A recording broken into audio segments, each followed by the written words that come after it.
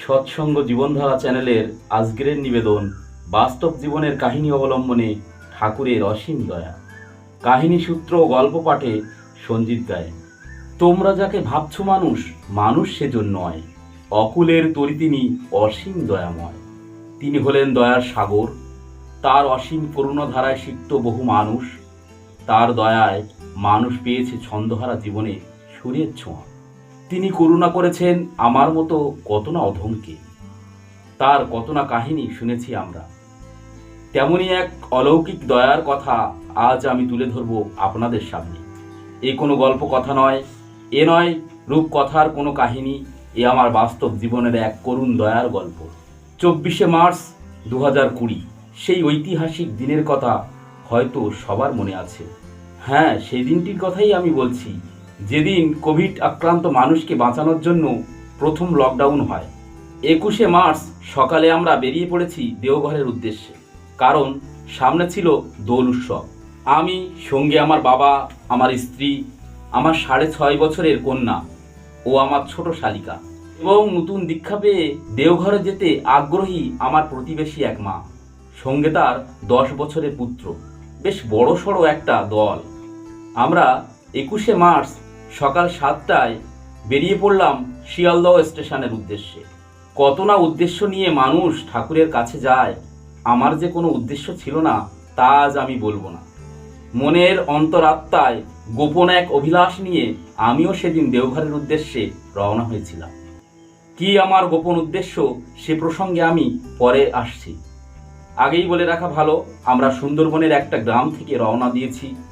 তাই ভোরে উঠে স্নান খাওয়া দাওয়া করে সঙ্গে করে কিছু টিফিন নিয়ে বের হয়েছিলাম, কারণ আমরা আর 10 জনের মতো নয়, পথে সেইভাবে খাওয়া দাওয়া করব। যাই হোক, আমরা শিয়ালদহ স্টেশনে যখন পৌঁছালাম দেখলাম 1টা বাজে। সবাই মিলে একটা সিদ্ধান্ত নিলাম, সব সময় বাচ্চাদের নিয়ে তো কলকাতায় আসা সম্ভব হয় না, তাই একবার চিড়িয়াখানা গেলে কেমন হয়। ছোটরা আছে, ওরা খুব মজা পাবে, কারণ হাতে আমাদের ঢের সময় ছিল। কলকাতা চিতপুর স্টেশন থেকে কলকাতা দেওঘর লোকাল রাত 10টা 25-এ ছাড়ে। এর ফাঁকে আমরা যদি যাই তাহলে কেমন হয়। সবাই তাতে সম্মতি জানালো। আমরা যথাযথভাবে চিড়িয়াখানা ঘুরে ঠিক 6টার সময় কলকাতা স্টেশনে এসে পৌঁছালাম। স্টেশন এসে বাবা এদিক ওদিক কিছুক্ষণ ঘুরে টিকিট কাউন্টার থেকে ফিরে এসে একটা দুঃসংবাদ জানালো। ঠাকুর বাড়ি যাওয়ার বিশেষ ট্রেন কলকাতা দেওঘর লোকাল আজ বাতিল হয়েছে। কিন্তু কি কারণে হলো, কবে স্বাভাবিক হবে, এ সম্পর্কে কোনো তথ্য দিতে পারলো না রেল কর্তৃপক্ষ। বাবা বলল যাওয়ার অন্য পথ আছে, কিন্তু তা কি ঠিক হবে, কারণ সঙ্গে মহিলা ও বাচ্চারা আছে। তাই বাবা ও আমি বিশেষ বাধা পড়ে যাওয়ায় আমরা দেওঘর যাওয়ার সিদ্ধান্ত বাতিল করে দিলাম। অগত্যা কোনো রকম স্টেশনে রাতটা কাটিয়ে পরের দিন ভোরে উঠে বাড়ির উদ্দেশ্যে রওনা হলাম। তার 1-2 দিন পর এলো সেই দিন, 24শে মার্চ 2020, প্রথম লকডাউন। আমরা বুঝতে পারলাম হয়তো তারই ইচ্ছায় আমরা দেওঘর যেতে ব্যর্থ হলাম, এতেই আমাদের মঙ্গল হয়েছে। কিন্তু যে মঙ্গলের উদ্দেশ্যে আমি দেওঘর যাচ্ছিলাম তা আমার মনের মণিকোঠায় রয়ে গেল। তা আমার মনে হয় শ্রী ঠাকুরের কাছে আর আমার নিবেদন করা হলো না, দেওঘর যাওয়া হলো না, এ নিয়ে আমি অনেক দুশ্চিন্তা করতাম। একদিন এই দুশ্চিন্তার অবসান হলো। আমার বাবা তিনি বললেন, ঠাকুর সর্বত্র, তার ইচ্ছাই সবারই মঙ্গল হয়। আমরা দেওঘর যেতে পারিনি তাতে কি হয়েছে, তুই এক কাজ কর, একদিন ভোরবেলা উঠে ইষ্টভৃতি করে জল গ্রহণ না করে আমাদের পার্শ্ববর্তী যে মন্দির আছে পাটঘরা সৎসঙ্গ উপাসনা কেন্দ্র, তুই সেখানে যা। তুই যে অর্ঘ্য শ্রী ঠাকুরকে নিবেদন করবি বলে মনে করেছিলি, সেই অর্ঘ্য তুই ওই উপাসনা কেন্দ্রের প্রণামী বক্সে দিয়ে আয়। তোর যে মনস্কামনা শ্রী ঠাকুরকে একান্তভাবে জানিয়ে আয়। আমি ঠিক তাই করলাম।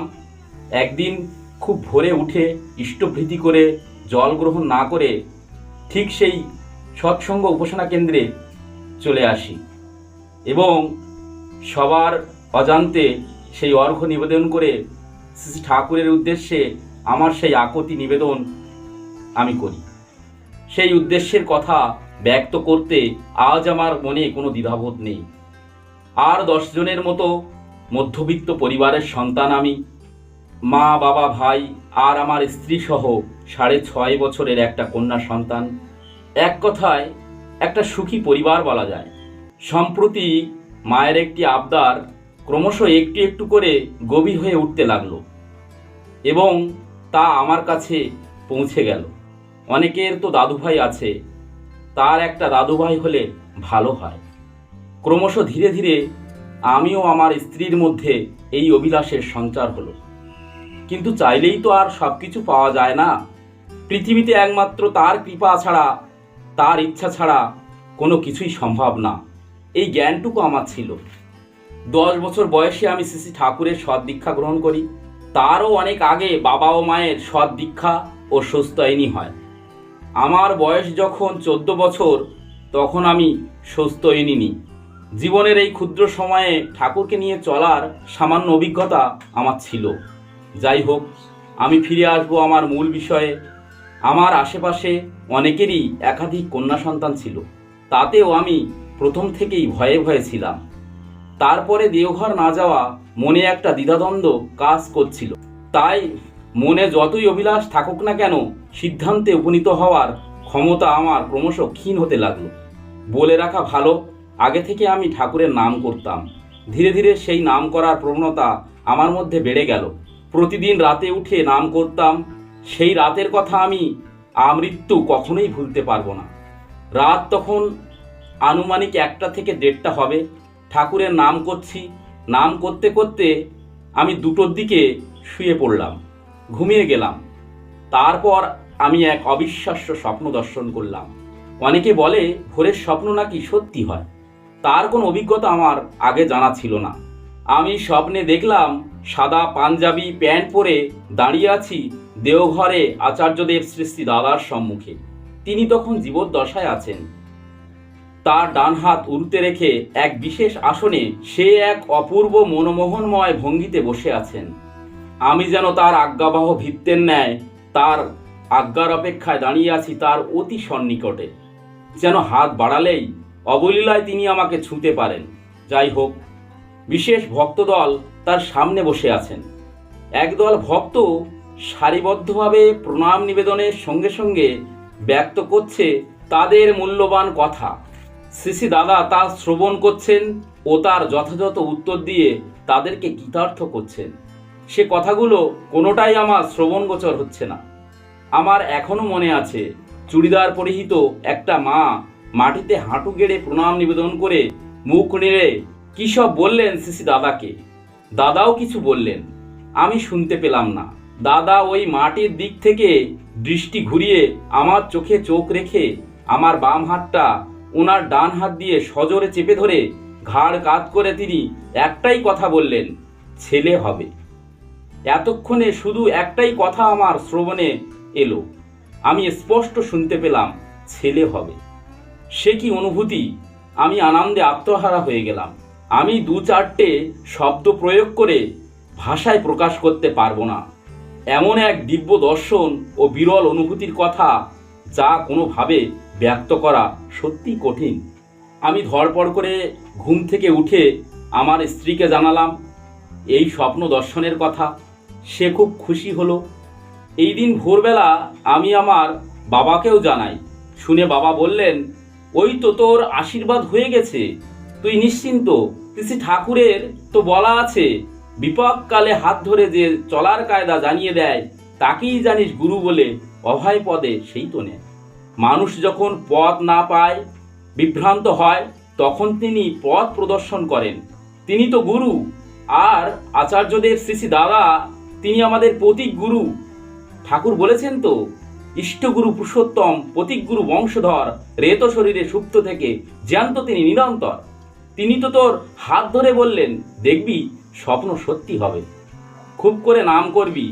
আমিও নতুন উদ্যমের সঙ্গে নাম করতে লাগলাম।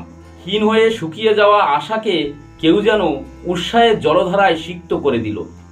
সঞ্চার হলো মনে সেই বাসনা।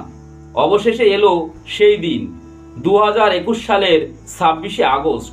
আমাদের একটা ফুটফুটে পুত্র সন্তান হলো। আমার ভালোভাবে মনে আছে, 25শে আগস্ট রাত্রে আমি নার্সিংহোমে সারা রাত ঘুমোতে পারিনি। সারা রাত্র শ্রী ঠাকুরের নাম করেছিলাম, আর অশ্রুসিক্ত হয়েছিল নয়ন যুগল। যে কথাটা বিশেষভাবে না বললেই নয়, গর্ভে 1 মাস থাকা অবস্থাতেই আমি একটা নামকরণ করি ও রোজ সকালে ওই নামে ইষ্টভৃতি করি ও ওই নামেই আমি ইষ্টভৃতি পাঠাতে থাকি। আজও সেই নাম বহাল আছে, সৌম্যজিৎ গায়েন। শ্রী ঠাকুর, তাকে পেয়ে আমরা আজ সব কিছু পেয়েছি। তাকে পেয়ে সত্যি আমাদের জীবন ধন্য। তিনি প্রত্যেকটা মানুষের মনের আশাকে পূরণ করেন।